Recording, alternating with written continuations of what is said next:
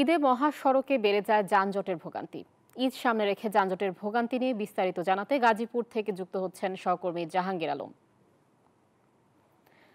জাহাঙ্গীর, ঈদ সামনে রেখে যানজটের ভোগান্তি নিয়ে প্রশাসন কোনো পদক্ষেপ নিয়েছে কিনা জানাবেন।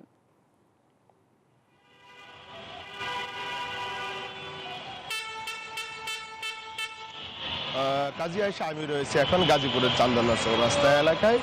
বিমানবন্দর থেকে গাজীপুর পর্যন্ত 20.50 কিলোমিটার যে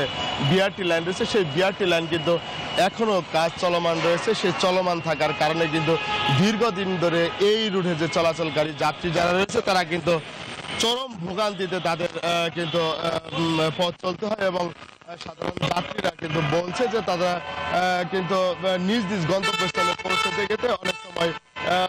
ময়মনসিংহ থেকে ঢাকা পৌঁছাইতে অনেক সময় সময়ের চেয়ে 2-3 ঘন্টা বেশি লেগে যায় এবং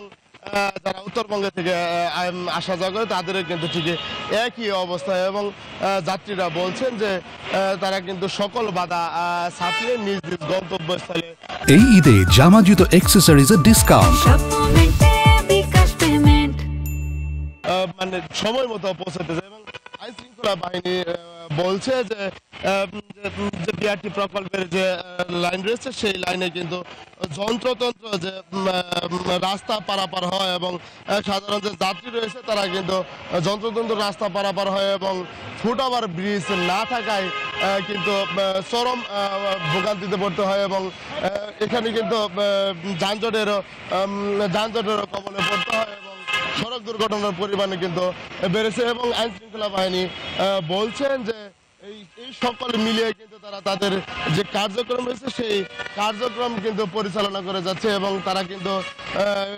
মহাসড়কগুলোতে সাধারণ মানুষের যেন ভোগান্তি না হয় সেই দিকে লক্ষ্য রেখে কিন্তু কাজ করে যাচ্ছে। তবে তারা বলছেন যে বিআরটি প্রকল্পের কাজ সম্পন্ন হলে এবং যে যন্ত্রতন্ত্র যে যাত্রী সাধারণ রয়েছে তারা যে পারাপার হচ্ছে সেই পারাপার গুলো ফ্লাইওভার ওভারব্রিজ দিয়ে করলে এবং সাধারণ যে মানুষ যদি একটু সচেতন হয় তাহলেই কিন্তু এই যানজট কবল থেকে আসে। জাহাঙ্গীর, আপনাকে ধন্যবাদ আমাদের সাথে যুক্ত হবার জন্য।